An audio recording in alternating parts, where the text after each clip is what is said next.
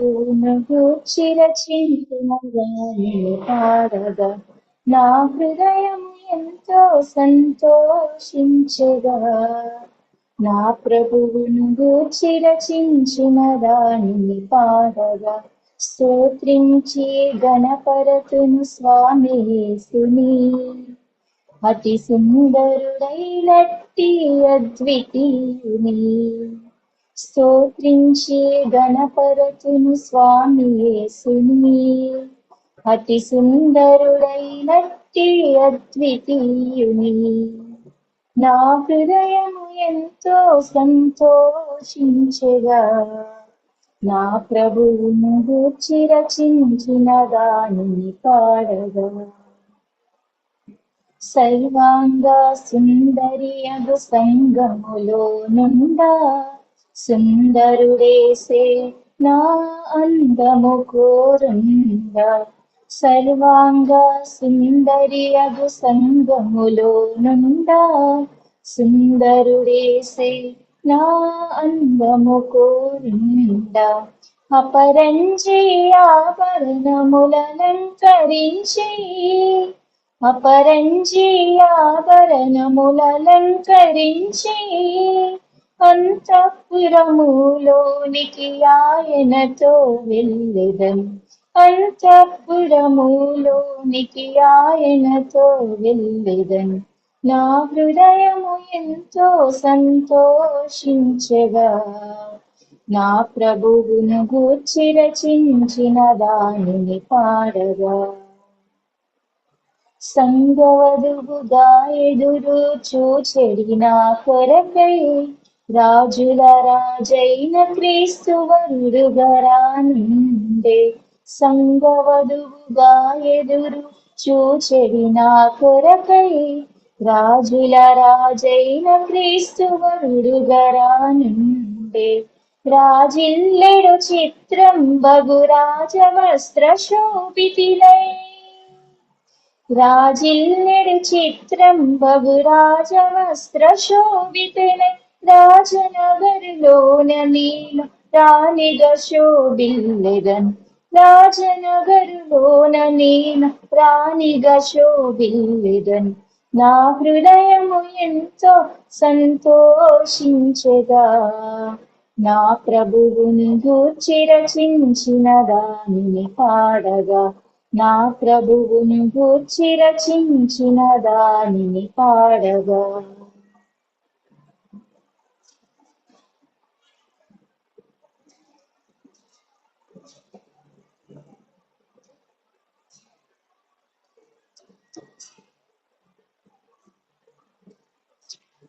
అక్క వాక్యం పంచుకోమంటారా? మంజు మంజు మీట్లో స్టార్ట్ చేయనా మంజు? స్టార్ట్ చేయండి అమ్మా. నాకు ఇది మ్యూట్ లో పెట్టుకున్నది ఆన్ కాలేదు. అవును, స్టార్ట్ చేయండి. ప్రభునందు చేరి వచ్చిన ప్రియ సోదరులందరికీ కూడా మరొకసారి ప్రేమవందనాలు తెలియజేస్తున్నామండి. మరి ఈ రీతిగా ఈ యొక్క జూమ్ మీటింగ్ లో ప్రభు మనల్ని ఇంతవరకు సజీవులుగా ఉంచి రీతిగా మిమ్మల్ని అందరినీ కలుసుకోవడానికి మరొకసారి ప్రభు కృప చూపించారు. అందుని బట్టి ప్రభుని ఎంతగానో స్థుతిస్తున్నాను. మరి ప్రేమతో నన్ను ఆహ్వానించిన స్థానిక సంఘ పెద్దలు, ప్రియులు, స్త్రీల సమాజం అందరికీ కూడా నేను ప్రేమవందనాలు తెలియజేస్తున్నాను. మరి చాలా అనుభవం కలిగిన సంఘము. వరప్రసాద్ అంకుల్ గారు, కేశ ఆంటీ గారు, వారందరినీ చిన్నతనం నుండి చూస్తూ ఉన్నాం మేము. వారి మెసేజ్లు వింటూ ఉన్నాం మేము చిన్నతనం నుంచి కూడా. మరి ఆ సంఘం కూడా అంతే బాధ్యత కలిగి గత కొన్ని సంవత్సరాలుగా ప్రతిరోజు ఈ రకంగా జూమ్ మీటింగ్ ని కండక్ట్ చేస్తున్నారు. బాధ్యత కలిగి ఎన్నో మెసేజ్లు అందరూ పంచుకోవడానికి కృషి చూపుతున్న ప్రభుని ఎంతగానో స్థుతిస్తున్నాము. మరి చిన్నదాన్నైన నాకు కూడా ప్రేమతో ఆహ్వానించిన కేశ ఆంటీ గారికి, ఇంకా అక్కడ బాధ్యత కలిగిన స్త్రీలందరికీ కూడా మరొకసారి ప్రేమవందనాలు తెలియజేస్తున్నామండి. మీరందరూ చాలా అనుభవం కలిగిన సంఘము, సోదరులు, అక్క వాళ్ళందరూ కూడా అనేక క్విజ్, ఇంకా అనేక అనుదినము కూడా అనేకమైన విషయాలను పంచుకుంటూ ఉన్నారు. కానీ దేవుడు నాకు ఇచ్చిన వాక్య భాగాన్ని బట్టి నేను ప్రార్థన చేసుకున్నప్పుడు మీరందరూ ఎన్నో వాక్య భాగాలు విన్నారు, విననివి ఏం కాదు. కానీ నేను అనుదినము ధ్యానిస్తున్నప్పుడు ప్రభు నాకు ఇచ్చిన వాక్య భాగాన్ని మీతో పాటు పంచుకోవాలని ప్రభుని బట్టి నేను ప్రార్థన చేస్తున్నప్పుడు దేవుడు నాకు అనుగ్రహించిన వాక్య భాగాన్ని మనం ఇప్పుడు చదువుతున్నామండి. దానియేలు గ్రంథం పాత నిబంధన పుస్తకాల్లో 736 పేజీ, పాత నిబంధన గ్రంథంలో దానియేలు గ్రంథం 5వ అధ్యాయం కొన్ని వచనాలు నేను చదువుతాను. 736 పేజీ 5వ అధ్యాయం 10వ వచనం నుండి చదువుతున్నాను. రాజులకును అతని అధిపతులకును జరిగిన సంగతి రాణి తెలుసుకుని విందు గృహమునకు వచ్చి ఇట్లనెను, రాజు చిరకాలం జీవించునుగాక, నీ తలంపులు నిన్ను కలవరపరచనీయకము, నీ మనస్సు నిబ్బరముగా ఉండనిమ్ము. నీ రాజ్యములో ఒక మనుష్యుడున్నాడు, అతడు పరిశుద్ధ దేవతల ఆత్మ కలవాడు. నీ తండ్రి కాలంలో అతడు దైవ జ్ఞానము వంటి జ్ఞానమును బుద్ధియు తెలివియు కలవాడై ఉండుట నీ తండ్రి కనుగొనెను. గనుక నీ తండ్రి అయిన రాజుకు నెబుకద్నెజరు శకునగాండ్రకును గారడీ విద్య గలవారికిని కల్దీలకును జ్యోతిష్కులకును పై అధిపతిగా అతని నియమించును. ఈ దానియేలు శ్రేష్టమైన బుద్ధి గలవాడై కలలు తెలియచేయుటకును మర్మములు బయలుపరచుటకును కఠినమైన ప్రశ్నలకు ఉత్తరమిచ్చుటకును జ్ఞానమును తెలివియు కలవాడుగా కనబడెను. గనుక ఆ రాజు అతనికి బెల్తెషాజరు అని పేరు పెట్టెను. ఈ దానియేలు పిలువనంపుము, అతడు దీని భావమును నీకు తెలియచెప్పును. తలలు వంచి చిన్న ప్రార్థన సహాయం కోరుదాం. ప్రేమగల మా తండ్రి, కృపగల మా దేవ, మీ ఘనమైన ఉన్నతమైన అమూల్యమైన నామాన్ని కొందనాలు స్తోత్రాలు చెల్లిస్తున్నాను. ఎందుకు పనికిరాని నన్ను ఈ రీతిగా నిలవపెట్టి మీ యొక్క పాద సన్నిధిలో మా తండ్రి సజీవులుగా ఉంచి ఈ రీతిగా వాక్యాన్ని పంచుకోవడానికి మీరు మాకు దయచేసిన కృపను బట్టి స్తుతిస్తున్నాము.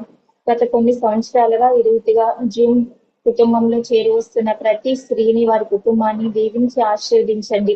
వారి ఆసక్తిని బట్టి మిమ్మల్ని స్తుతిస్తున్నాము. అనుదినము మిమ్మల్ని ప్రార్థిస్తూ రోజంతా మీతో పాటు ఉంటూ మీ సన్నిధిలో గడుపుతున్న ప్రతి స్త్రీని బట్టి మీకు స్తోత్రాలు. మా తండ్రి, పాటల ద్వారా మీరు మహిమ పొందారు. శ్రేష్టమైన సమయానికి వచ్చి ఉన్నాను. నిలవబడిన వారు నిష్ప్రయోజకురాలను, ఎందుకు పనికిరాను రాను, నా నోటికి నోరుగా మీరుండి మాట్లాడమని మీ యొక్క పరిశుద్ధాత్మ సహాయం మాకు అందరికీ దయచేయమని, ఎటువంటి డిస్టర్బెన్సెస్ లేకుండా, నెట్వర్క్ ఎర్రర్స్ లేకుండా మీ యొక్క పాద సన్నిధిలో మమ్మల్ని అందరినీ జ్ఞాపకం చేసుకోమని యేసుక్రీస్తు వారి ఘనమైన నామం అడిగి స్తుతించి ప్రార్థించి వేడుకుంటున్నాం తండ్రి. ఆమేన్. ఆమేన్. మంచి ప్రియులారా, మనం దేవుని వాక్యాన్ని మనం ధ్యానించుకుందాం. మనం చదువుకున్న వాక్య భాగము దానియేలు గ్రంథం 5వ అధ్యాయం కొన్ని వచనాలు చదువుకున్నాం కదండి. ఇక్కడ మనం చదువుకున్న వాక్య భాగంలో నేను వ్యక్తిగతంగా నేను ధ్యానిస్తున్నప్పుడు తెలిసిన వాక్య భాగాలు మీతో పంచుకోవడానికి ప్రభువు దయచేశారు. కాబట్టి మనం ఒకసారి వాటిని తిరిగి ధ్యానించుకుందాం. పిల్లరా, దానియేలు గ్రంథం 5వ అధ్యాయంలో కొన్ని వచనాలు మనం చదువుకున్నాం కదండి. 10వ అధ్యాయము 12వ వచనం వరకు మనం చదువుకున్నాం. 3 వచనాలు చదువుకున్నాం. ఇక్కడ మనకి కనిపిస్తున్నారు, ఒక రాణి కనిపిస్తుంది కదండి. మీరు అబ్జర్వ్ చేశారా? స్టార్టింగ్ లో 10వ వచనంలో ఎవరు కనిపిస్తున్నారు మనకి? రాజులకును అధిపతులకును జరిగిన సంగతి రాణి తెలుసుకుని అని చెప్పి అక్కడ మనకి కనిపిస్తుంది. ప్రభువు చిత్తాన్ని బట్టి మనము ఈ యొక్క రాణిని గురించి ధ్యానం చేసుకుందాం. స్త్రీ సోదరిలారా, ఈ రాణి ఎవరు అని మనం ఒకసారి ఆలోచన చేస్తే ఒక రాజు కూడా కనిపిస్తున్నారు కదండి. ఆ రాజు ఎవరు అని అంటే బెల్షజరు అని చెప్పి 5వ అధ్యాయం 1వ వచనంలో మనకు కనిపిస్తుంది. అయితే బెల్షజరు అనే రాజు కనిపిస్తున్నారు, రాణి కూడా కనిపిస్తుంది. ఆమె మాటలు కనిపిస్తున్నాయి కానీ ఆమె పేరు లేదు. అవునండి, ఆమె పేరు కూడా మనకి కనిపించలేదు. అలానే దానియేలు కనిపిస్తున్నాడు, అలానే ఇంకొక రాజు కనిపిస్తున్నాడు. నీ తండ్రి కాలంలో అని చెప్పి ఆమె వివరిస్తుంది. ఆ వ్యక్తి ఎవరు అని అంటే నెబుకద్నేజరు అని చెప్పి మనకు అర్థమవుతుంది. అయితే నెబుకద్నేజరు రాజు కాలంలో జరిగిన విషయాల గురించి ఇప్పుడున్న రాజైన బెల్షెజరుకు అప్పటి రాణి విషయం తెలియజేస్తుంది. అది ఇక్కడ మనం చదువుకున్నాం. ఈ సోదరిలారా, దానియేలు గురించి ఆమె అక్కడ ధ్యానిస్తుంది. ఎవరి దానియేలు అనంటే ఎరిగిన వారు కాబట్టి దానియేలు చెరలోనికి పట్టబడిన వారిలో శ్రేష్టమైన బుద్ధి గల వారిలో ఈ రాజైన బబులోను రాజైన నెబుకద్నెజరు ఒక అధిపతిగా నియమించాడు. మనకి అందరికీ తెలిసిన చరిత్రని చాలా క్లుప్తంగా మరొకసారి మనం నేర్చుకున్నాం. ఇశ్రాయేలీలు ప్రజలు అప్పటికే ఇశ్రాయేలీలు 2 గోత్రాలు అప్పటికే అష్షూరు అనే చెరకి వెళ్ళిపోయారు కదండి. ఇంకా 10 గోత్రాల వారు ఉన్నారు. ఆ 10 గోత్రాల వారు యూదా రాజ్యంగా పిలువబడుతూ వారు దేవుడు ఏం చెప్పినా వారు చెప్పిన పని చేయకుండా ఆయన వద్దన విగ్రహారాధన చేస్తూ పాపంలోనికి లోబడి పాపం చేస్తూ ఉన్న కారణం చేత ఆయన తన ప్రవక్తలను పంపించి నేను చెప్పిన మాట వినకుండా మీరు విగ్రహారాధన చేస్తూ పాపంలో దిగిపోయి ఉన్నారు కాబట్టి మీరు వెనకకి రండి, లేకుంటే నేను మిమ్మల్ని బబులోను రాజైన నెబుకద్నెజరు వచ్చి వెళ్ళిపోతాడు అని చెప్పి మీరు చెరకు వెళ్ళిపోతారు అని చెప్పి వారిని ఎంత హెచ్చరించినా కానీ వారు వినలేదు కదండి. వారు వినని కారణం చేత ఆ 10 గోత్రాల వారిని ఈ బబులోను రాజైన నెబుకద్నెజరు చెరలోనికి తెచ్చినట్లుగా మనం చూస్తున్నాం. ఈ సోదరిలారా, అటువంటి చెరలోనికి తెచ్చిన వారిలో శ్రేష్టమైన బుద్ధి గలవారైన దానియేలు, అతని యొక్క స్నేహితులు హనన్య, అజర్య, మిషాయేలు అని చెప్పి వీరి ముగ్గురిని కూడా దానియేలు వీరి నలుగురిని కూడా రాజు తన యొక్క సంస్థానంలో ఒక గొప్ప అధికారులుగా నియమించినట్లుగా మనం చూస్తున్నాం. ఆ చరిత్ర అంతా మనకు తెలిసినదే. ఈ సోదరిలారా, వీరికి వేరొక పేరు పెట్టి దానియేలుకు బెల్తెషాజరు అని పెట్టి షద్రక్, మెషక్, అబేద్నెగో అని చెప్పి హనన్య, అజర్య, మిషాయేలు అని వారికి పెట్టి తన యొక్క సంస్థానంలో ఒక గొప్ప స్థానంలో ఉంచినట్లుగా మనం చూడగలం. ఈ సోదరిలారా, ఇప్పుడు ఆ చరిత్ర గురించి మనం చెప్పుకోవట్లేదు, కానీ ఇక్కడ రాణి కనిపిస్తుంది కదండి. ఈ రాణి ఎవరు అని అంటే ఆమె పేరు లేదు, ఇంకా ఆమె తల్లిదండ్రులు కానీ వారి పేర్లేమి లేదు, కానీ ఆమె ఒక రాణిగా కనిపిస్తుంది. ఏ దేశానికి రానమ్మా? ఆమె బబులోని దేశానికి రాణి కదండి. ఆమె ఎవరమ్మా? బబులోని దేశానికి రాణి. ఆమె ఒక రాణిగా కనిపిస్తుంది. ఈ సోదరిలారా, బబులోని సామ్రాజ్యం దేవుడు తన ప్రజలను మాట వినని కారణం చేత ఆ యొక్క యూదా జనాంగాన్ని ఒక చెరకి అప్పగించాలి అనంటే ఆయన వర్ధిల్ల చేసిన రాజ్యం ఏంటంటే బబులోను రాజ్యం. ఆ బబులోను సామ్రాజ్యం అప్పట్లో బాగా విస్తరిస్తూ ఉంది, చాలా బలము కలిగి ఉన్నట్లుగా మనం చూస్తున్నాం. ప్రియ సోదరిలారా, ఈ యొక్క బబులోను సామ్రాజ్యానికి దేవుడే తన ప్రజలను అప్పగించారు కదండి. ఆ యొక్క బబులోనుకి ఆయన యొక్క శక్తి సామర్థ్యాల చేత ప్రజలు వెళ్ళలేదు, కానీ పరమ తండ్రి యెహోవా దేవుడే వారిని ఏం చేశారండి? బబులోను సామ్రాజ్యానికి అప్పగించారు. అది ఒక వచనాన్ని మనం చూద్దాము. ఇర్మియా గ్రంథం 24వ అధ్యాయము 9వ వచనాన్ని ఒకసారి చదువుతున్నాను. ఇర్మియా గ్రంథం 24వ అధ్యాయం 9వ వచనాన్ని ఒకసారి చదువుతున్నాను నేను.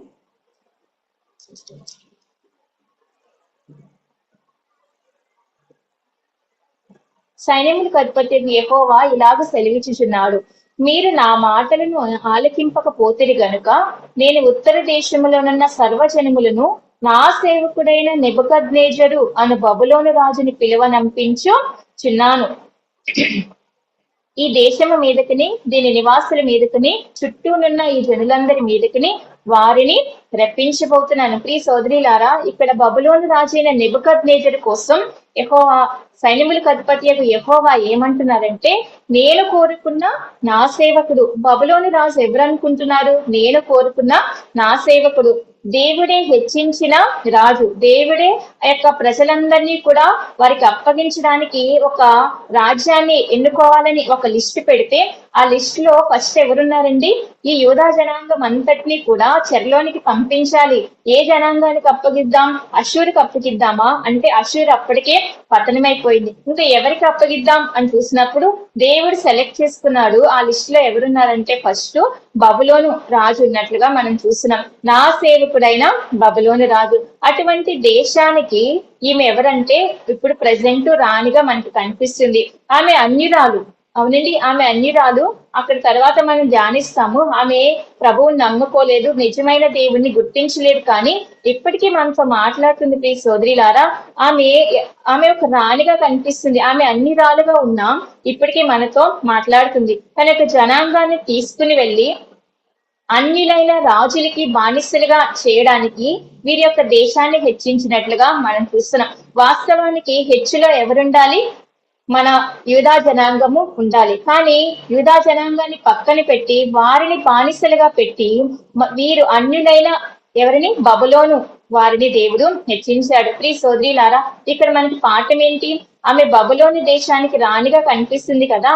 ఆమె దేవుడే ఇచ్చాడు ఆమెకి, దేవుడే ఆమెను వారి యొక్క సామ్రాజ్యాన్ని హెచ్చించినట్లుగా మనం చూస్తున్నాం. ప్రియ సోదరిలారా, మనల్ని కూడా వాస్తవానికి ఆయన మనకి దేవుడు కాదు కదండి. ఆయన ఎవరికి దేవుడు?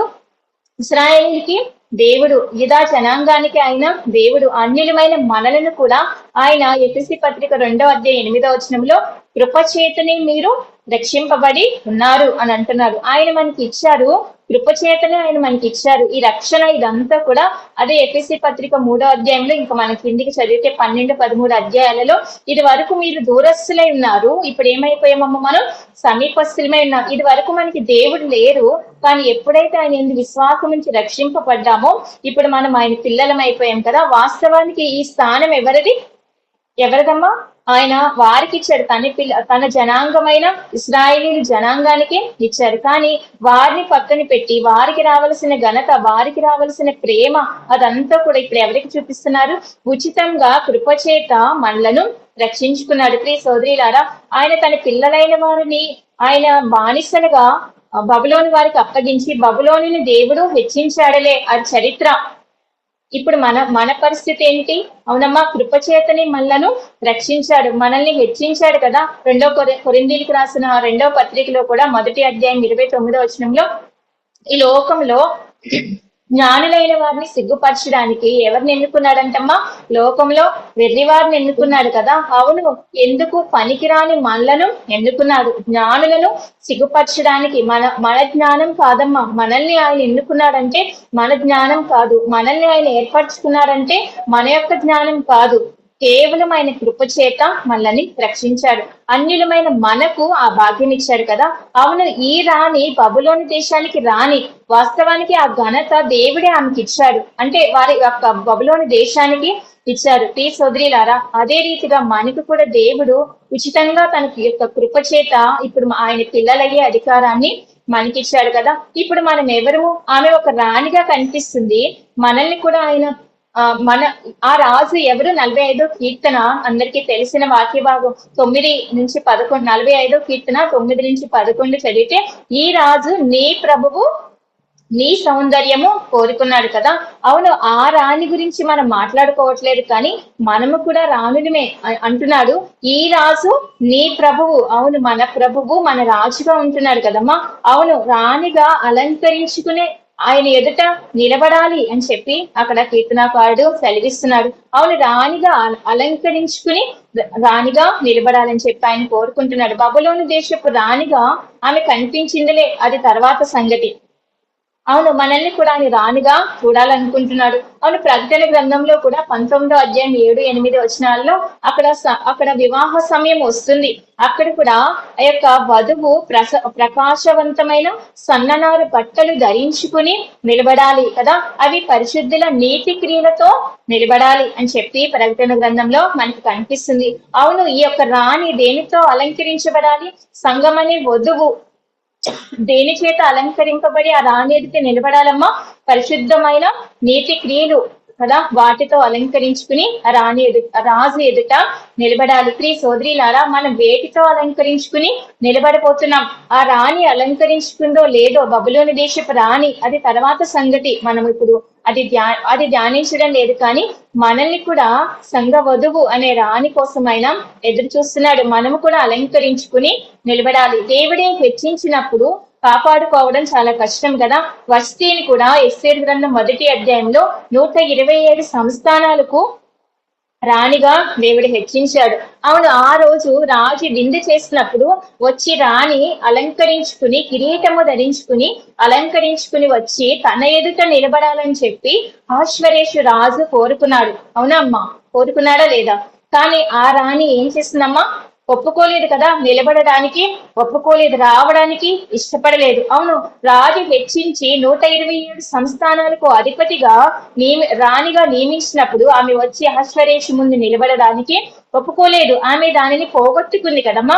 అవును, పోగొట్టుకుంది. దేవుడి హెచ్చించినప్పుడు రాజు గణపరిచిన వాళ్ళని చూసినప్పుడు ఆమె రానలేకపోవడం ద్వారా ఆమె ఇంకా పోగొట్టుకుంది. ఈ సోదరిలారా, మనం పోగొట్టుకుంటున్నామా? దేవుడు మనల్ని గణపరిచి మనల్ని ఆయన తన ఎదుట తన యొక్క నామంలో వాడుకోవడానికి ఆయన ఇచ్చిన ఘనతను మనం పోగొట్టుకుంటున్నామేమో. మనకి ఇచ్చిన పరిచర్యను మనం పోగొట్టుకుంటున్నామేమో. ఈ సోదరిలారా, దేవుడే హెచ్చించినప్పుడు, దేవుడే ఆయన మనల్ని గణపరచాలని చూస్తున్నప్పుడు యెషయా గ్రంథం 14వ అధ్యాయము ప్రకారము తేజో నక్షత్రమా, మనకు తెలిసిన వాక్య భాగం ఈ 14వ అధ్యాయము 12, 14లో వేకువ చుక్క నీవెట్లు ఆకాశము నుండి కిందకు పడిపోతుంది అంటే మహోన్నతంతో నేను సమానులుగా చేసుకుంటాను అంటే నేను ఎక్కిపోదును, సభా పర్వతం మీద ఎక్కి కూర్చున్నాను అని అనుకుంది. కానీ ఎక్కడికి పడదేయబడిందమ్మా? పాతాళంలోనికి పడద్రోయబడింది. అవును, మనల్ని మనం వెచ్చించుకుంటున్నామేమో. ఒక్కసారి స్వపరీక్ష చేసుకోవాలి. నిలబడాలి, అలంకరించుకుని నిలబడాలి. ఈ రాణి మరి వేటితో అలంకరించుకుందో మనకి ఇప్పుడు ధ్యానించిన అవసరం లేదు. కానీ ఈమె బబులోను రాణిగా కనిపిస్తుంది కదండి. నేను ఇంకా దాటిపోతున్నాను. మొట్టమొదటిగా ఆమె బబులోని దేశానికి రాణి. సరే, తర్వాత ఆమె వచ్చి ఏం చేస్తుంది చూస్తే, రాజులకు తన విందు జరిగే గృహమునకు వచ్చి ఇలా అంటుందంట. ఏమంటుందండి? దానియేలు గ్రంథం 5వ అధ్యాయం 10వ వచనంలో, రాజు చిరకాలము జీవించునుగాక, నీ తలంపులు నిన్ను కలవరపరచనీయకుము, నీ మనసు నిబ్బరముగా ఉండనిమ్ము. రాజు మనస్సు ఇప్పుడు ఎలా ఉంది? కలవరపాటుతో ఉంది కదా. రాజు మనసు ఇప్పుడు ఎలా ఉందమ్మా? నిబ్బరము లేకుండా ఉంది. కలవరపడిన హృదయముతో ఉన్న రాజు, నిబ్బరమైన మనస్సు లేకుండా ఉన్న రాజు కనిపిస్తున్నాడు, ఈ బెల్షెజరు అనే రాజు. కాబట్టి అటువంటి పరిస్థితుల్లో ఉన్న రాజుని ధైర్యపరుస్తున్న స్త్రీ మనకి కనిపిస్తుంది. రాజా, నీ హృదయము కలవరపాటుతో ఉంది, నీ మనసు నిబ్బరముగా ఉంచుకో అని చెప్పి రాజుని ధైర్యపరుస్తుంది. ఎలాగూ ధైర్యపరుస్తుంది అంటే దానియేలుని చూపిస్తూ ధైర్యపరుస్తుంది కదండి. దానియేలుని చూపిస్తుంది. రాజా, నీకున్న కలవరం పోవాలంటే ఎవరిని చూడాలి? దానియేలుని పిలిపించు. రాజా, నీకున్న మనస్సు నిబ్బరముగా ఉండాలి, ధైర్యముగా ఉండాలి అంటే ఎవరు రావాలి? దానియేలు రావాలి. ఈ సోదరి ఈమె రాజుని ధైర్యపరుస్తుంది. ఎలాగూ? దానియేలుని చూపిస్తూ రాజును ధైర్యపరుస్తుంది. ఈ సోదరి, మనము కూడా ఇలాంటి పరిస్థితుల్లోనే ఉన్నామేమో. కలవరపడిన హృదయముతో, నిబ్బరము లేకుండా, ధైర్యము లేకుండా, గుండె చెదిరిన హృదయముతో ఉన్నామేమో. మనం చూడాల్సిన ప్రదేశము ఏంటి? మనం చూడాల్సిన ప్రదేశం ఏంటమ్మా? ఆమె అయితే దానియేలుని చూపిస్తుంది, కానీ మనం ఎవరిని చూడాలి? ప్రభువుని చూడాలి కదా. కీర్తనాకారుడు అంటున్నాడు 121వ కీర్తనలో 1-2 చరణాల్లో ఏమంటున్నాడండి? కొండల తట్టు నా కనులెత్తుచున్నాను, నాకు సహాయము ఎక్కడి నుండి వచ్చిందో. పాట కూడా ఉంది కదండి. కలవరపడినే కొండల వైపు నా కన్నులెత్తుదునా, కొండల వైపు నా కనులెత్తి కొదువతో నిన్ను కుమిలిదనా, నీవు నాకుండగా నీవే నాండగా కదా. పాటంతా మంచి మీనింగ్ ఉంటది కదా. అక్కడ మనం చూస్తాము కలవరపడి కొండల వైపు చూస్తున్నాడంట. ఆయన రాజు, గొప్ప చక్రవర్తి. ఎవరు? దావీదు రాజు. 121వ కీర్తన, ఇంకా అనేక కీర్తనలు కూడా మనం చూస్తాము. గొప్ప చక్రవర్తి రాజు. ఆయన తనకున్న బలం వైపు తన కన్నులు ఎత్తట్లేదు. తనకున్న కోట, తనకున్న బిల్డింగ్స్, తనకున్న రాజ్యము, గుర్రాలు, సంపద, వీటన్నిటి వైపు తన యొక్క కన్నులు ఎత్తట్లేదు. కానీ ఆయన కలవరపాటుతో కలిగి ఉన్నాడు. ఆయన కన్నులు ఎటువైపు ఎత్తుతున్నాడండి? కొండల వైపు ఎత్తుతున్నాడు కదా. అవును, కలవరపడిన హృదయంతో ఉన్నప్పుడు ఎవరి వైపు చూడాలి? ప్రభువుని చూడాలి. యోహాను సువార్త 14వ అధ్యాయంలో కూడా తెలిసిన వాక్య భాగంలో ఆయన వెళ్ళిపోతున్నారు. ఇంకా సిలువ వేయబడడానికి దగ్గరలో ఉన్నప్పుడు ఆఖరి వర్తమానాలు ఇస్తూ ఉంటున్నాడు ఆయన.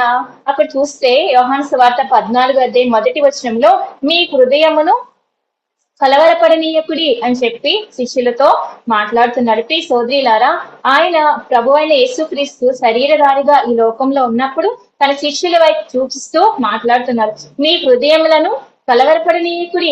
ఎందుకంటే శిష్యుల హృదయం ఎంతో కలవరపాటుతో ఉంది. నేను వెడలిపోతున్నాను అని వారితో ఆయన చెప్తున్నప్పుడు మీరు ఇంకా ధైర్యముగా ఉండాలి, అలానే విశ్వాసముతో ధైర్యముగా ఉండండి అని చెప్పి ఆయన తెలియచేస్తున్నాడు కదమ్మా. అవును, ప్రభు ఆఖరి వర్తమానాల్లో కూడా వారికి అదే చెప్పారు. మీరు కలవరపడకండి, విశ్వాసముతో మీరు ధైర్యముగా ఉండండి. ఎలాంటి సమస్య అయినా మీరు నా మీద వేయండి. అదే కదమ్మా మనకి చెప్తున్నాడు. ప్రయాసపడి ఎంతో మనం తిరుగుతూ ఉన్నాం కదా, ఆ భారం అంతా ఎవరేయాలి? అనుదినము 68వ కీర్తన 19వ వచనంలో అనుదినము ఆయన మన భారమును భరిస్తున్నాడు కదా. ఆ పాట కూడా ఉంది కదా, అనిశము నీ మేళ్లతో నింపుతున్నావు.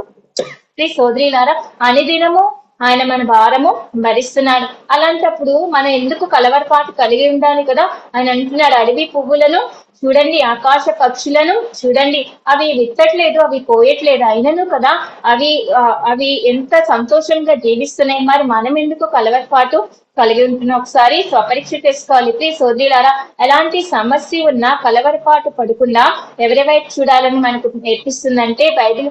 మీరు నా వైపు చూడండి, ప్రభువు వైపు చూడాలి. అవును, ఈ రాణి చెప్తుంది, బెల్షెజరు అనే రాజు చెప్తుంది, రాజా నీ కలవరపాటు పోవాలంటే నువ్వు ఎక్కడికి రావాలి? దానియేలు దగ్గరికి రావాలి కదా. దానియేలు దగ్గరికి రావాలి. అవును, ఆ దానియేలు మన పరమ దానియేలు ఎవరంటే మనము కూడా ఎవరి వైపు రావాలి? ప్రభు వైపుకి చూడాలి. ఇంకా అంటున్నాడు, మనస్సు నిబ్బరముగా ఉంచుకో, నీ మనస్సు నిబ్బరముగా ఉండనిమ్ము, ధైర్యముగా ఉండు. అంటే ఆయనకి ధైర్యం లేదు. నీ మనస్సు నిబ్బరముగా ఉంచుకో. రాజా, ఇప్పుడు నువ్వు ధైర్యం లేని స్థితిలో ఉన్నావు కాబట్టి నువ్వెవరిని తెచ్చుకో? ఎవరిని చేసుకోవాలి? దానియేలును తెలుసుకోవాలి. నీకున్న మనసు నిబ్బరముగా ఉండాలి అంటే నువ్వు దానియేలుని కలవాలయ్యా అని చెప్పి రాజుకి ధైర్యపరుస్తుంది. ప్రియ సోదరులారా, ఆమె మాట్లాడిన విషయాలు మనకి 3 వచనాల్లో రాసి పెట్టారు పరిశుద్ధాత్మ దేవుడు. రాజును ధైర్యపరుస్తున్న స్త్రీగా ఇక్కడ మనకి కనిపిస్తుంది. ఎంతో మంది వచ్చారు కానీ ఆ యొక్క రాజుకి ఇటువంటి విషయాలు ఏమి తెలియలేదు కదమ్మా. పైన చదివితే రాజ్యములో జ్ఞానులు వచ్చారు, అధిపతులు వచ్చారు, ఇంకా ఎంతో మంది జ్ఞానం కలిగిన వారు వచ్చినా కానీ రాజుకి ధైర్యం లేదు. రాజుని ధైర్యపరిచే మాటలు ఎవ్వరు కూడా చెప్పలేదు. కేవలం ఈ యొక్క స్త్రీ మాత్రమే రాజును ధైర్యపరుస్తున్నట్లుగా మనం చూస్తున్నాం. అవును ప్రియ సోదరులారా, యెహోషువ గ్రంథంలో కూడా 1వ అధ్యాయంలో అనేక సార్లు యెహోషువకి యెహోవా చెప్తున్నారు, యెహోషువకి నువ్వు నిబ్బరము కలిగి ధైర్యముగా ఉండు అని చెప్పి యెహోషువ గ్రంథం 1వ అధ్యాయంలోనూ కూడా ద్వితీయోపదేశకాండం ఆఖరి అధ్యాయంలో కూడా మనకి కనిపిస్తుంది. ఎందుకు యెహోషువకి ఎందుకు అన్నిసార్లు నువ్వు నిబ్బరము కలిగి ధైర్యముగా ఉండు అని చెప్పి సెలవిస్తున్నాడు అని అంటే, యెహోషువ ఏమైనా పిరికివాడా? యెహోషువ ఏమైనా ధైర్యం లేనివాడా అని చూస్తే యెహోషువ గ్రంథాల్లో ఆయన విజయ వీరుడుగా మనకు కనిపిస్తున్నాడు. ఎన్నో యుద్ధాలు చేశాడు ధైర్యముగా.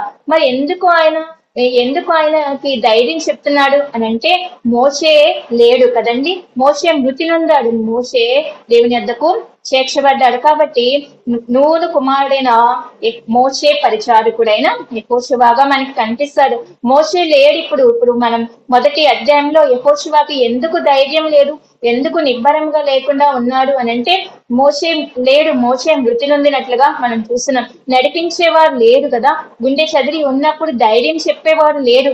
ఇన్నాళ్ళు దేవుని తర్వాత దేవుని తర్వాత తనకి అండగా ఉండి నడిపించే మోషే ఇప్పుడు కనిపించట్లేదు. తనతో ఉండి ధైర్యం చెప్పే మోషే ఇప్పుడు కనిపించట్లేదు. ఈయన మొట్టమొదటిగా మోషే పరిచారకుడైన యెహోషువ కదమ్మా. ఇప్పుడు ఈయన పరిచర్య ఎవరికి చేయాలి? మోషే లేడు కదా, తన తప్పులు దిద్దే నాయకుడు లేడు ఇప్పుడు కదా. యెహోషువకి ధైర్యం లేదు, యెహోషువకి కలవరంగా ఉంది. అప్పుడు దేవుడు చెప్తున్నాడు, అని సెలవిస్తున్నాడు. యెహోషువ నువ్వు నిబ్బరము కలిగి ధైర్యంగా ఉండు. యెహోషువ నువ్వు నిబ్బరము కలిగి ధైర్యముగా ఉండు, నేను నిన్ను ధైర్యపరుస్తున్నాను, నేను నీ మనసును ధైర్యపరుస్తున్నాను, నువ్వు ఇంకా సాగిపో అని చెప్పాడు. మొదటి అధ్యాయంలోనే కనిపించింది కదండి యెహోషువని ధైర్యపరిచినట్లు. ఆ తర్వాత అధ్యాయాలన్నిటిలో కూడా యెహోషువ ఎంతో ధైర్యంగా సాగిపోయినట్లుగా కనిపిస్తున్నా. అవును, ఇదే పరిస్థితిలో ఉన్నామేమో మనం కూడా. నిబ్బరము లేకుండా కలవరపడిన హృదయంతో ధైర్యపరిచేవా ఇన్నాళ్ళు మనకి తోడైన వారు లేరని చెప్పి మనం తిరుగుతూ అలసిపోయి ఉన్నామేమో, సమస్యల్ని ఉన్నామేమో, ధైర్యం చెడిన వారంగా ఉన్నామేమో. 147వ కీర్తన 3వ వచనంలో గుండె చెదరిన వారిని ఆయన ఏం చేస్తున్నాడు? బాగు చేసేవాడుగా మనకి కనిపిస్తున్నాడు. ప్రియ సోదరి, ఆయన గుండె చెదిరిన వారిని బాగు చేసేవాడు. భయపడుకుడి అని అనేక సార్లుగా మనకి సెలవిస్తున్నాడు కదా. ఇంక నేను దాటిపోతున్నాను ప్రియులారా. ఆమె రాజుని ధైర్యపరుస్తుంది కదా. రాజుకున్న కలవరము, రాజుకున్న ధైర్యము, రాజు మనస్సు నిబ్బరముగా ఉండాలంటే ఎవరి వైపు చూడాలి? దానియేలు వైపుకి చూడాలి. ప్లీజ్ సోదరి, మనము కూడా మన హృదయాన్ని కలవరపాటు చేయకుండా నిబ్బరము కలిగి ధైర్యంగా ఉండాలంటే మనము కూడా ఎవరి వైపు చూడాలమ్మా? ఎవరి వైపు చూడాలి? మనము కూడా ప్రభు వైపు చూడాలి. ఇంకా తర్వాత అంశానికి మనం వెళ్దాము. ప్రియ సోదరిలారా, మూడవ అంశముగా ఆమె ఏం చెప్తుంది? బబులోను రాజు కాలంలో జరిగిన విషయాలన్నీ కూడా 3 వచనాల్లో చెప్పింది. అవునమ్మా, మనం చదువుకున్నాం కదా. ఈ వాస్తవానికి ఈ వచనాలన్నీ కూడా ఎక్కడ రాయబడి? ముందున్న 2-3 అధ్యాయాల్లో రాయబడింది కదా. అంటే నీ తండ్రి కాలంలో జరిగిన విషయాలు, అంటే నెబుకద్నెజరు కాలంలో జరిగిన విషయాలు. రాజైన నెబుకద్నెజరు కాలంలో రాజుకు కూడా అలాంటి కళలే వచ్చినప్పుడు అసలు కళే మర్చిపోయాడు. అవునమ్మా, ఆ కళ అంతా తెలుసు కాబట్టి నేను మళ్ళీ చెప్పట్లేదు. కళ మర్చిపోయాడు. ఆ రాజు కూడా ఇదే రీతిగా ఉన్నప్పుడు ఇక్కడ పిలుస్తున్నాడు, దానియేలుని పిలిపించి హెచ్చించాడు. ఆ విషయం అంతా కూడా ఇప్పుడు చదవడానికి సమయం లేదు కాబట్టి నేను దాటిపోతున్నా, తెలిసిన వారే కాబట్టి. ప్లీజ్ సోదరిలారా, ఆ చరిత్ర అంతా కూడా ఎవరికి చెప్తుందండి? ఎవరికి చెప్తుంది?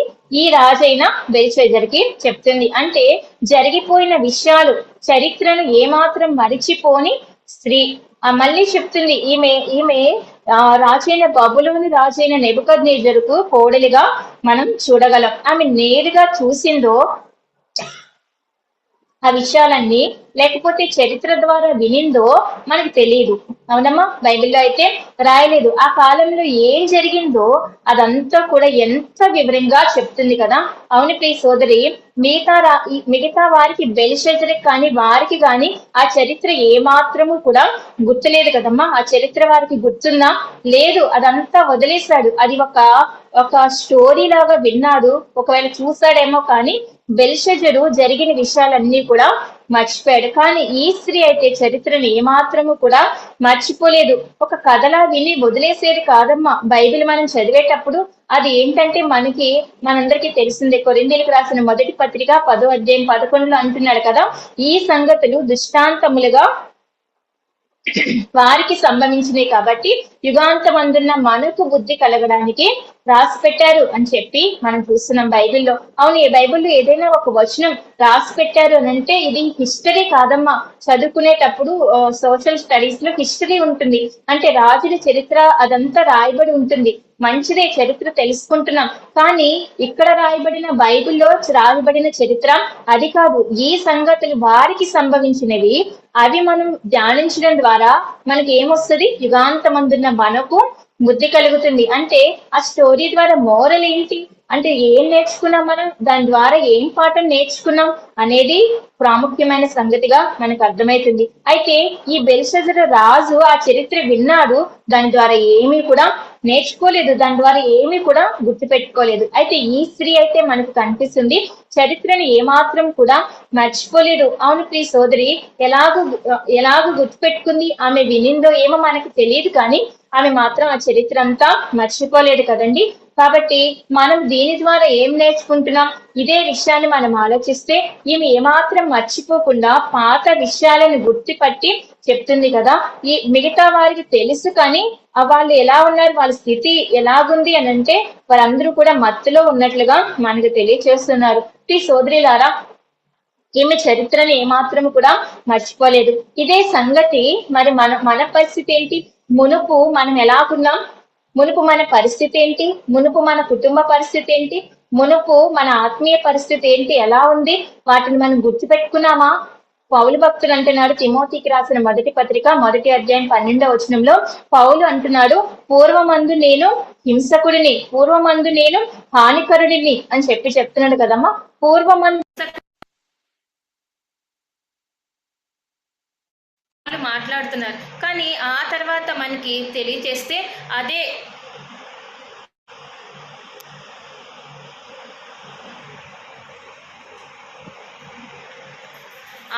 మనం చూస్తే అదే పౌలు చెప్తున్నాడు, పూర్వమందు నేను హింసకుడును హానికరుడుగా ఉన్నాను, కానీ ఇప్పుడైతే క్రీస్తే నా యందు జీవిస్తున్నాడు. గలతీ 2వ పత్రిక, గలతీ 2వ అధ్యాయం, గలతీలకు రాసిన పత్రిక 2వ అధ్యాయం 20వ వచనంలో మాట్లాడుతున్నాడు, క్రీస్తే నా యందు జీవిస్తున్నాడు. పూర్వమందు నేను హింసకుడును హానికరుడును దుష్టుడను, ప్రభువును హింసించేవాడను, సంఘాన్ని హింసించేవాడను, కానీ ఇప్పుడైతే క్రీస్తే నా యందు జీవిస్తున్నాడు. అవును, అదే కొరింథీయులకు రాసిన మొదటి పత్రికలో 11వ అధ్యాయం 1వ వచనంలో క్రీస్తుని పోలి నేను క్రీస్తుని పోలి నడుచుకుంటున్నాను, మీరు నన్ను పోలి నడుచుకోవాలి అంటున్నాడు. అంటే పూర్వము తన స్థితి ఏమిటి, ఇప్పుడు తన ఆత్మీయ స్థితి ఏమిటి, అది ఏమాత్రం ఎంత ధైర్యంగా సాక్ష్యమిస్తున్నవాడిగా మనం చూస్తున్నాం. పూర్వం ఆ రీతిగా ఉన్న నేను ఇప్పుడు ఇలాగున్నాను అని చెప్పి పౌలు భక్తుడు చెప్తున్నాడు. ఈ సోదరి చరిత్రను ఏమాత్రం మర్చిపోని స్త్రీ ఆ చరిత్ర ద్వారా తన యొక్క భర్తకు ఒక ప్రాబ్లం వస్తే సొల్యూషను చూపించింది. మరి మన చరిత్ర, మన పూర్వం మనం ఎలా ఉన్నాం, కానీ ప్రభువుని నమ్మిన తర్వాత మనం ఎలాగో సాక్షిగా ఉంటున్నామా, మర్చిపోతున్నామేమో. 106వ కీర్తనలో 22వ వచనంలో మనకు కనిపిస్తుంది ఇశ్రాయేలీల యొక్క పరిస్థితి గురించి. ఇశ్రాయేలీలు దాస్యత్వం నుంచి తమని విడిపించి తీసుకుని వచ్చి దేవుడు గొప్ప కార్యాలు చేశారు, అవన్నీ కూడా వారు మర్చిపోయారంట. 106వ కీర్తన 20వ వచనంలో మనకు కనిపిస్తుంది. అంటే ఇశ్రాయేలీలు దాస్యత్వం నుంచి ఆయన వారిని ఎలాగూ విడిపించి తీసుకుని వచ్చారో ఆ చరిత్ర అంతా కూడా మర్చిపోయారు. వారి పిల్లలు మర్చిపోయారు కదమ్మా. అవును, ఎలాగో మర్చిపోయారు కదా. వారి గురించి చెప్తూ అన్నాడు, మనుష్యుడు తన కుమారుని ఎత్తుకొని తీసుకొచ్చినట్లుగా ఆయన వారిని తీసుకొచ్చాడు కదా.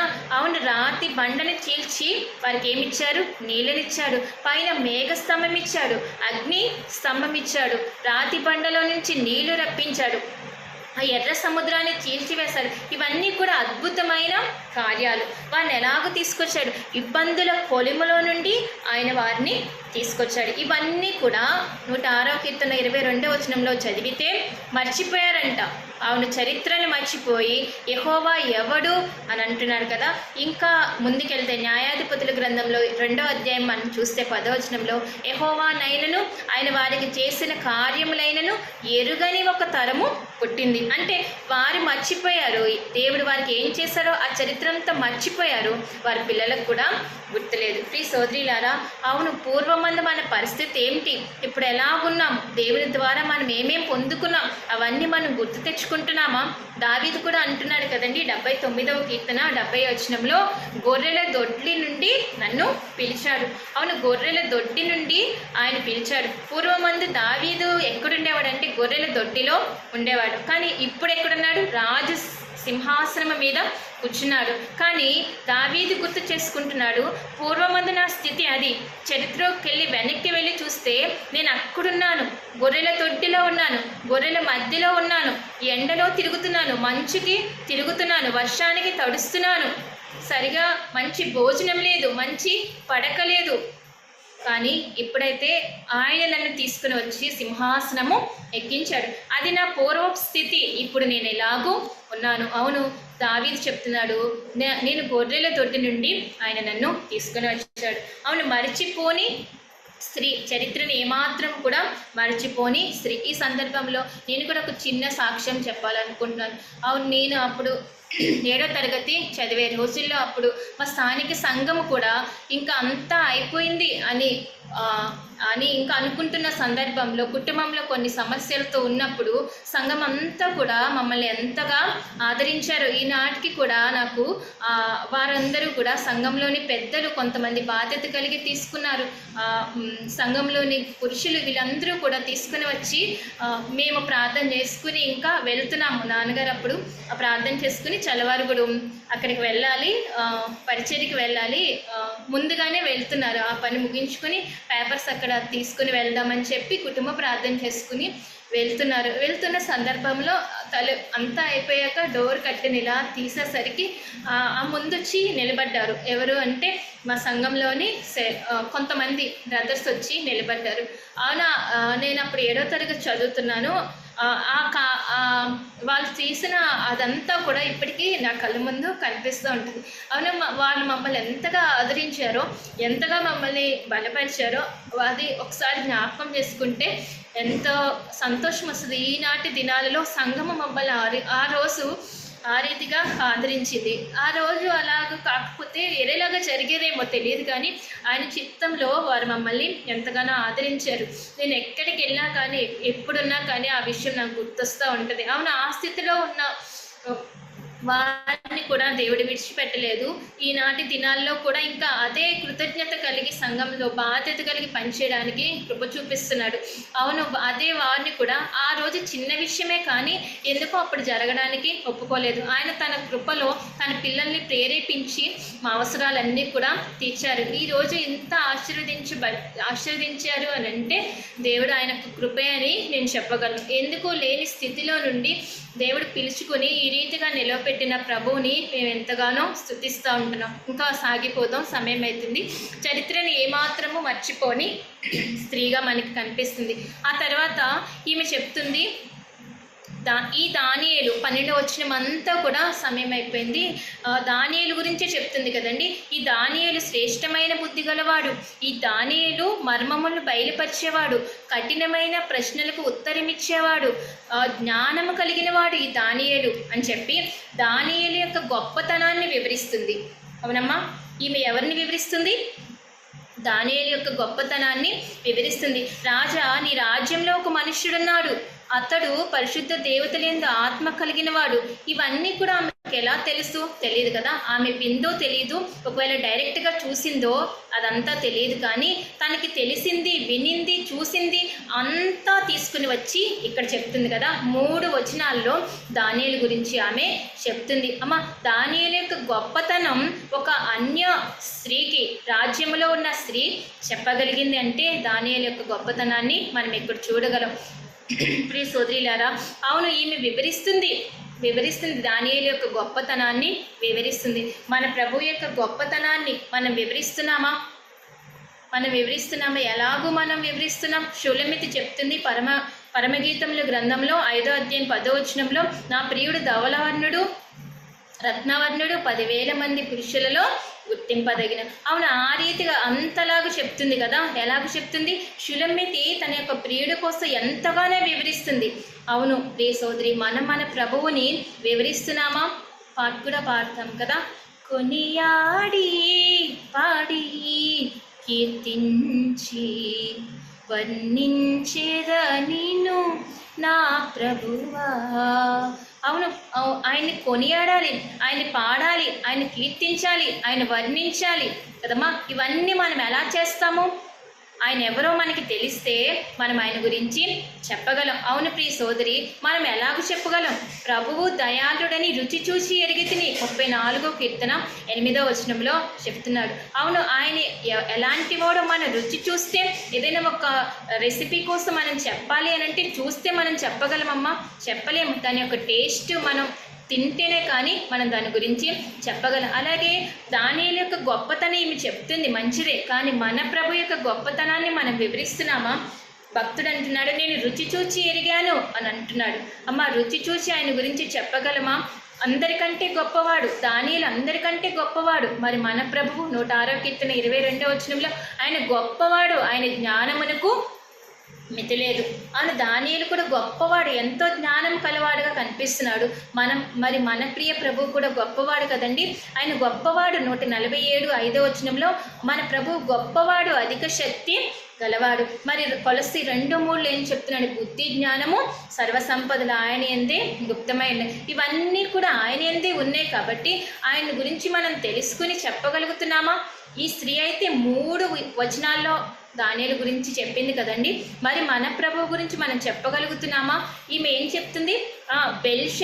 బెల్తెషాజరు అని పేరు పెట్టాను అంటే పేరు ఎత్తి మరీ చెప్తుంది కదండి.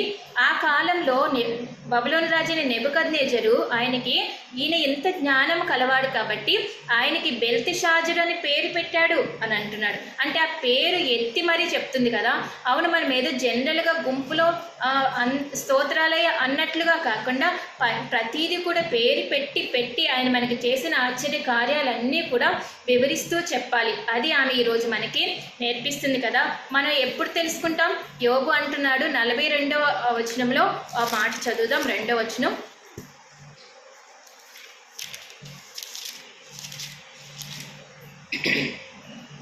నీవు యోబు గ్రంథం 42వ అధ్యాయం 2వ వచనం. నీవు సమస్త క్రియలను చేయగలవనియు నీవు ఉద్దేశించినవి ఏదియు నిష్ఫలము కానేరదనియు నేను ఇప్పుడు తెలుసుకున్నాను. 42వ అధ్యాయంలో మొదటి అధ్యాయంలో అనుకున్నాను నేను నేను యథార్థంగా ఉన్నాను, నేను భక్తిగా ఉన్నాను, నేను న్యాయంగా జీవిస్తున్నాను, నా పిల్లలు ఒకవేళ తప్పు చేశారేమో అని చెప్పి బలి అర్పించాను అని అనుకున్నాడులే. కానీ ఒకవేళ మనసులో దేవుని కన్నా ఎక్కువగా చేసుకున్నారేమో. యోబు 32వ అధ్యాయంలో యోబు దేవుని కంటే తానే నీతిమంతుడైనట్టు చెప్పుకున్నాడు. ఒకవేళ అలాగూ చేశాడేమో యోబు.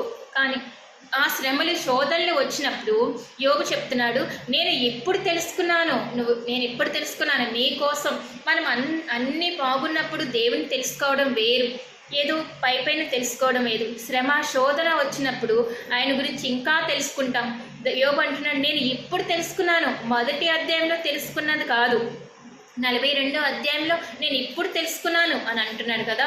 మంచిది ప్రియ సోదరులారా, ఆమె దానియేలు యొక్క గొప్పతనాన్ని వివరిస్తుంది. మనము కూడా దేవుని యొక్క గొప్పతనాన్ని వివరించాలి. ఇంకా ఆఖరిగా చూసుకుని ముగించుకుందాం. ఆఖరిగా ఏమంటుంది? ఈ దానియేలును పిలవనంపు. అయ్యా, నీకు ఒక సమస్య పరిష్కారం కావాలంటే దానియేలుని పిలవనింపించాలి కదా. రాజు యొక్క సమస్యకు పరిష్కారం చూపించిన స్త్రీ. రాజు యొక్క సమస్య ఏంటి? అక్కడ చూస్తే రాజు ఎలా అయిపోయాడంట 9వ వచనంలో మనం చూస్తే ఎందుకు అలా అయ్యాడు అని అంటే మనం చిన్నగా ఒకసారి జ్ఞాపకం చేసుకుందాం చరిత్ర. బబులోను రాజైన నెబుకద్నెజరు తీసుకుని వచ్చిన ఆ యొక్క యెరూషలేములో దేవాలయం నుండి తీసుకొచ్చిన బంగారు వెండి పాత్రలన్నీ కూడా తెప్పించి ఆయన ఏం చేస్తున్నాడు? రాజును, అధిపతులను, ఉపపత్నులను అందులో ద్రాక్షారసము పోసుకుని తాగుతున్నారంట. అలాగూ తాగుతున్నప్పుడు ఆ గడియలోని మానవ హస్తము వంటిది ఒకటి వచ్చి ఏదో రాసినట్లుగా మనం చూస్తున్నాం. మెనీ టెకిల్ ఉఫార్సిమ్ అని చెప్పి ఒక రాత రాయబడింది. ఆ రాత చూడగానే అతని ముఖము వికారమైపోయింది. 6వ వచనంలో అతని ముఖము వికారమైపోయింది. ఇంకా ఏమైందమ్మా? 6వ వచనంలో అతని మనస్సునందు కలవరం పుట్టింది. అతని నడుము కీళ్లు వదిలి అతని మోకాళ్ళు గడగడ వణుకుచూ కొట్టుకుంటున్నాయి. మనసులో కలవరం పెరిగిపోయింది. ఆ చేతి రాత చూడగానే ముఖము వికారమైపోయింది, మిగుల భయం పుట్టింది. నడుము కాళ్ళు సడిలిపోయి గడగడ కొట్టుకుంటుంది. ఈ పరిస్థితి అంతా కూడా తనే తెలుసుకుంది కదా. తనే తెలుసుకుని తానే స్వయంగా రాజు విందు జరిగే ప్రదేశానికి రాని వచ్చినట్లుగా మనం చూస్తున్నాం. అవును, అక్కడున్న ఏ ఒక్కరికి పరిష్కారం తెలియదంటారా? తెలుసు కదా. వారందరూ కూడా మద్యం మత్తులో ఉన్నారు. కానీ తెలిసిన వారు చెప్పలేని పరిస్థితుల్లో ఉన్నట్లుగా మనం చూస్తున్నాం. కాబట్టి ఈ సమస్యకు పరిష్కారం కావాలి అని అంటే ఎవరి వెంతకు తిరిగారు? వారంతా వచ్చారు కదండి. బబులోను సామ్రాజ్యంలో ఉన్న గొప్ప వారు వచ్చారు, సకల విద్యలు తెలిసిన వారు వచ్చారు, గారడీ వారు వచ్చారు, జ్యోతిష్కులు వచ్చారు. ఎంతమంది వచ్చినా కానీ ప్రయోజనం ఏమాత్రం కూడా లేదు. వారికి పరిష్కారం కావాలి అంటే, ఈ యొక్క సమస్యకు పరిష్కారం కావాలి అని అంటే దానియేలు మాత్రమే చెప్పగలడు. అది మాత్రమే ఆమె నమ్మింది కదా.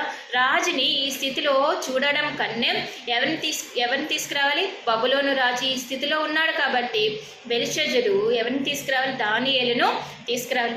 ఆ సమస్య వచ్చినప్పుడు దానికి పరిష్కారం ఆమె చూపించింది కదా. అవును, మన స్థితి మారాలి అని అంటే, రాజు యొక్క స్థితి గతి అంతా మారాలంటే ఎవరు రావాలి?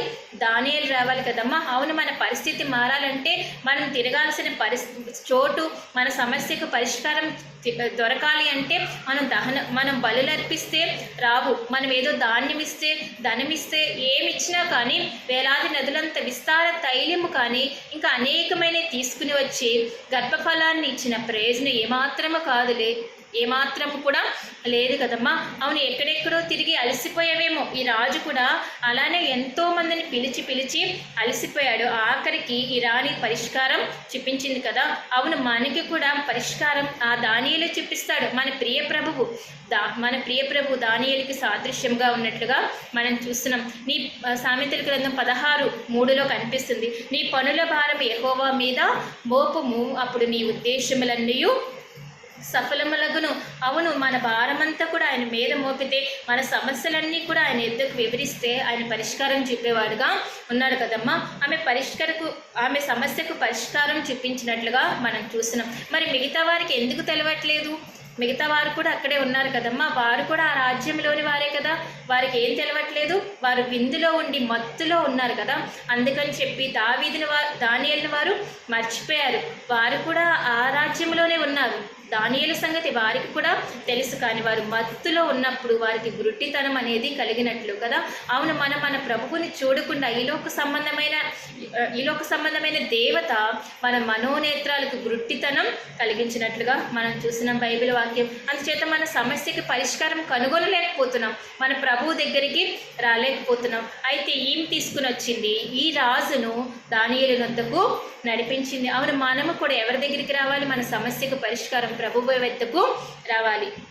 ప్రియులారా, ఇదే అంశాన్ని మనం ఇంకొక కోణంలో ఆలోచిస్తే, అవును, ఒక సమస్యకు మనం పరిష్కారం చూపించే వారముగా ఉన్నామా, లేకపోతే ఉన్న సమస్యను పెంచే వారముగా ఉన్నామా? సమయోచితమైన మాట సామెతల గ్రంథం 15:23 అనేక సార్లు మనం చూస్తాం. సమయోచితమైన మాట వెండి పళ్ళెంలో ఉంచబడిన బంగారు పండ్ల వంటిది. కలహములు పుట్టించి మాట, జగడములు పుట్టించి మాట.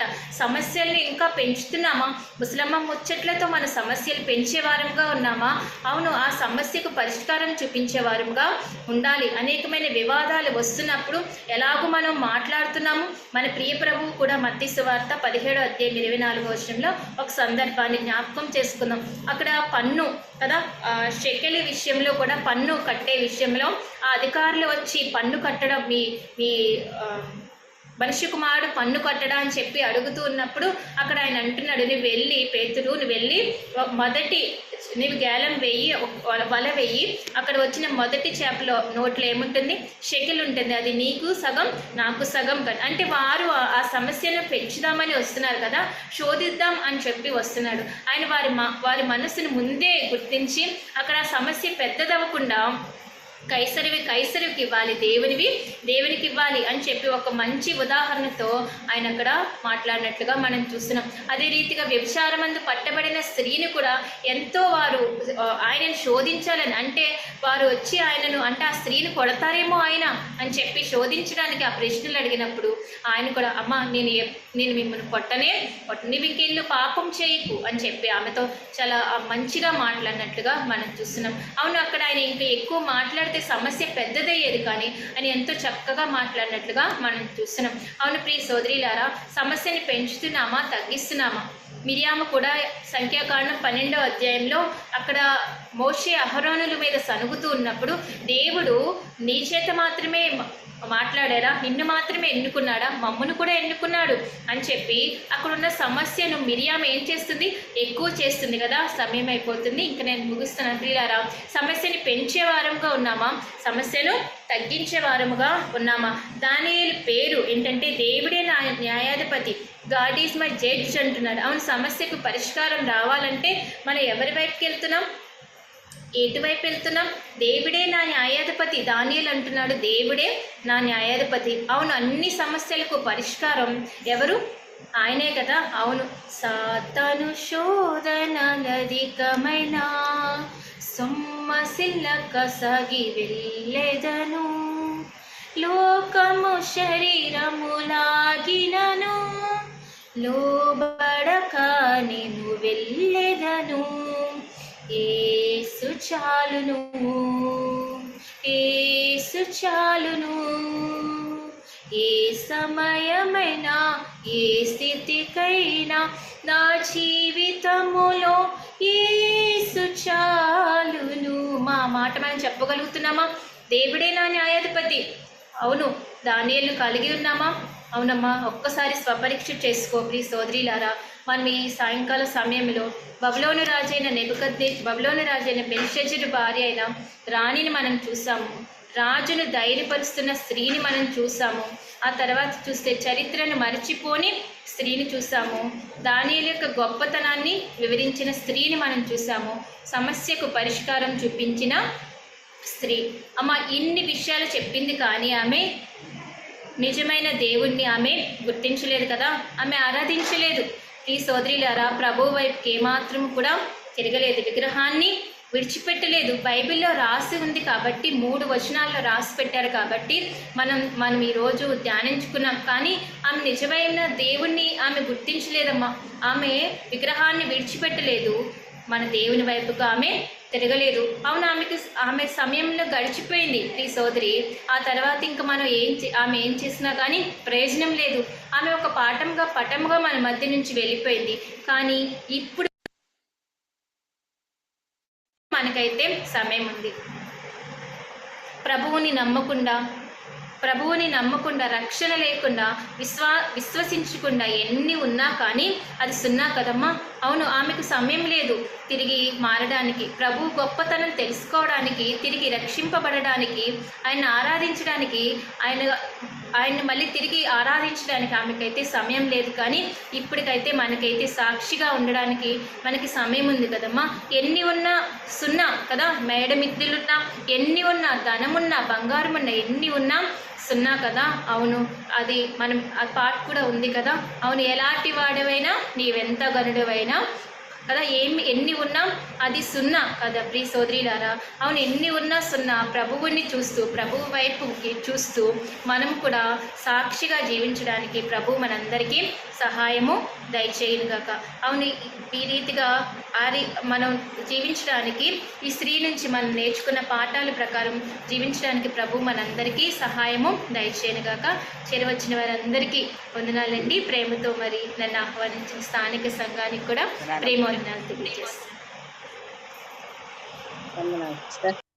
వందనాలమ్మా. వందనాలమ్మా.